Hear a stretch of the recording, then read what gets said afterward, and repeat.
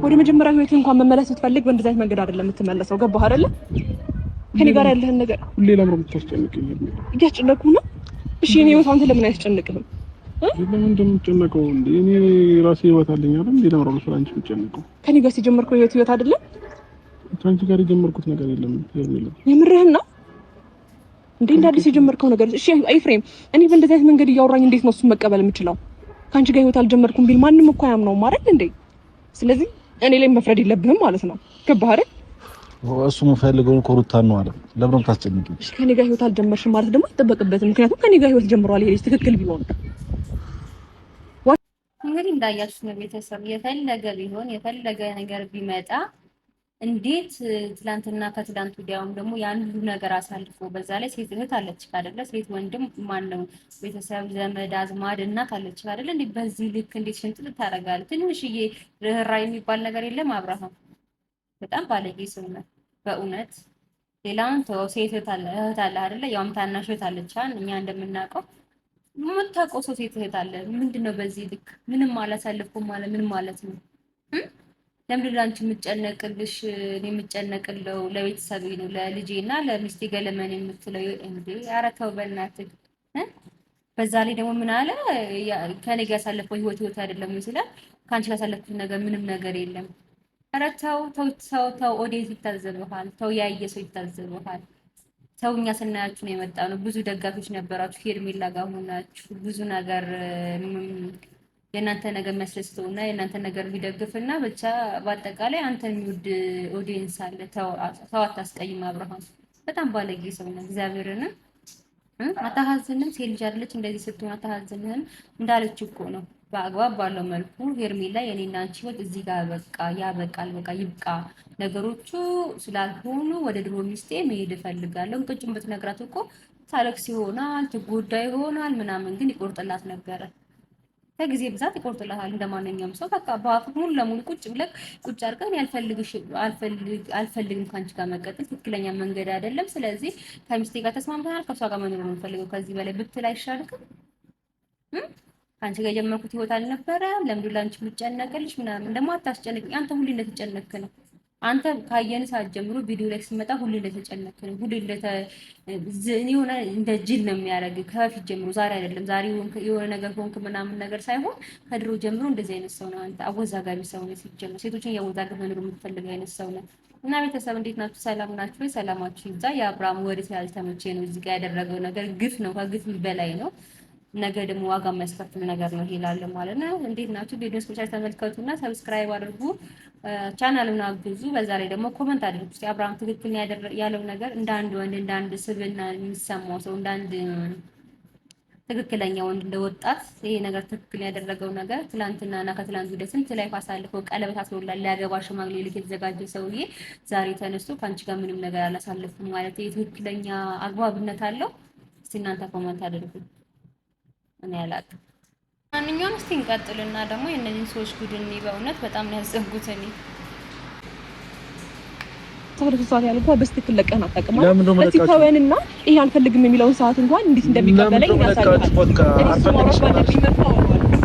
ግን አንተ ቢያንስ ጊዜ ስጠን። ሳይፈልግ ነው እንደምትወሪ እሱ ካይፈልግ አይደለም። አብርሽ ንገረዋ ቢያንስ ለትንሽ ደቂቃ አውራኝሽ ብቻችን እንኳን አላወራንም። እንደ አንድ ሴት ነው እናንተ አሁን ካሁን በኋላ ብቻችሁ ምን ትሆኑበት ምን ማየት ምክንያት የለሽም። በቃ አለቀ፣ ያለቀ ታሪክ ነው።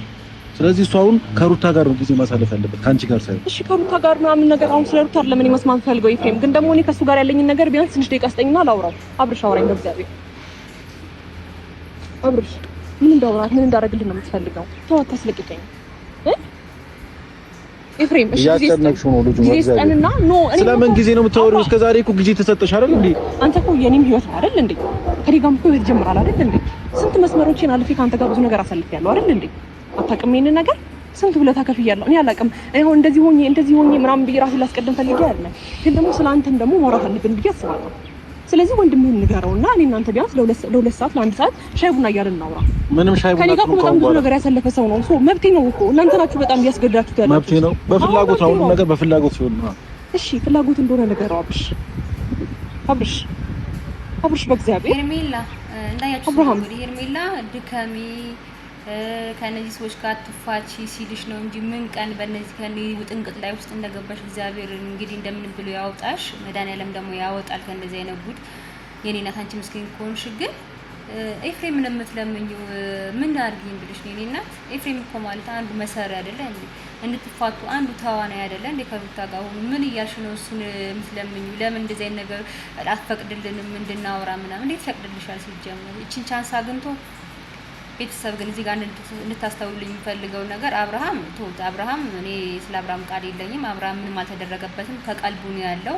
ሆን ብሎ ሄርሜላን ለመቶ ያደረገበት ሂደት ነው። ግን በዚህ ልክ መሄድ የለብንም ነበር። በጣም ታሳዝን ሰው ነው አብርሃም የምትባል ሰውዬ። ይሄን ረጅም መንገድ ከምትሄድ በቀላሉ ልጅ ሳትጎዳ ብዙ ስቴፕ ሳትገባ እርግዝና ሳይፈጠር ብዙ ነገር ተስፋ ሳሰጣት መሄድ ትችል ነበረ። እሷ ደግሞ ካንተ የተሻለ ሰው ነው እንጂ ልታገኝ የምችለው ካንተ የባሰ ሰው አታገኝም። ሄርሜላ በነገራችን ላይ ሄርሜላ በጣም ኩል ሰው ነች። ሄርሜላ በጣም የምታምር ሰው ነች። ሄርሜላ ሁሉ ነገር የተሟላለ ሴት ነች።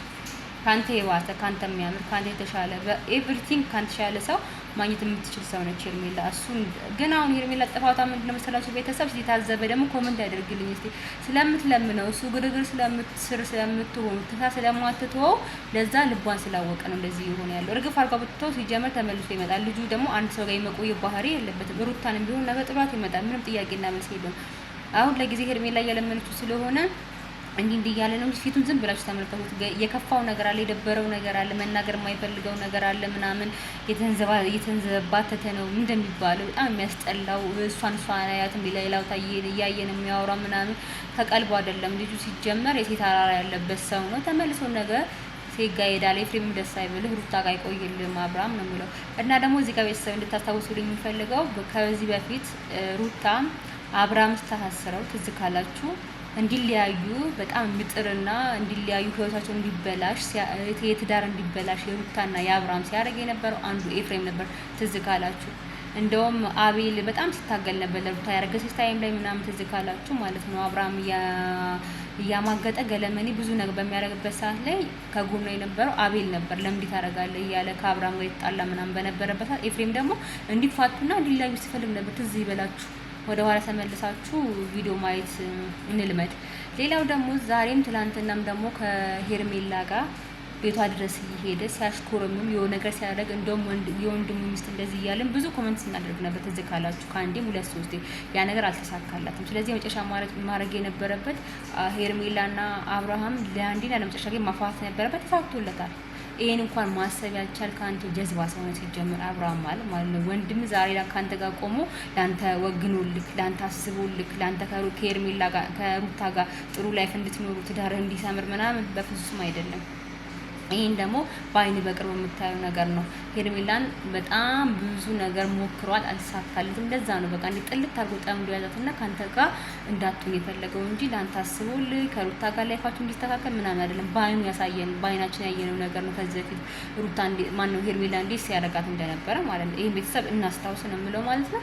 ሌላው ደግሞ ልል የምፈልገው እዚህ ቪዲዮ ላይ እንትና ሄርሜላ አትርከሚ በዚህ ልክ እሱን ለማቀፍ እሱን ለመያዝ ምናምን ነገር እሱ ካንቺ ጋር እንዲመለስ ምናምን ነገር አትሞክሪ። ይሄ እንደ ሴት ነው እዚህ ጋር እንደ አንድ ፐርሰናል ሴት የምናገረው ማለት ነው። ለሁላችንም ሴቶች ማለት ነው። በዚህ ልክ መድከም የለብሽም። ያልፈለገ ሰው ሂድ እግዚአብሔር ጽናት ምስጠኝ ብለሽ ወደምታምኚው እምነት ሄደሽ እግዚአብሔር ይሄ ሰውዬ ከህይወቴ ውስጥ ልቅ አድርጋ አውጣልኝ አይሆነኝም ብለሽ መጸለይ ነው ያለብሽ እንጂ እንደዚህ አይነት ሰው በህይወቴ ሲጀመር መጥቶም አይጠቅምሽም፣ ሄዶም አይጎዳሽም። ምንም የማይረባ ሰው ነው ሲጀመር ማለት ነው። አብርሃም ካየነው ሰዓት ጀምሮ በሴቶች ላይ ግፍ የሚፈጽም ሰው፣ ነገ እህቴ ምን ትሆናለች የማይል ሰው፣ ለሴት ልጅ የማያስብ በጣም ከባድ ሰው። አብሶ በዚህ ቪዲዮ ላይ ጭራሽ ካንቺ ጋር የጀመርኩት ላይፍ የለም ብሎ አፉን ሞልቶ ኦዲየንስ እኮ ምስክር እኮ ነው አይደል እንደጀመረ ሰው ማብራራት አይጠበቅባትም።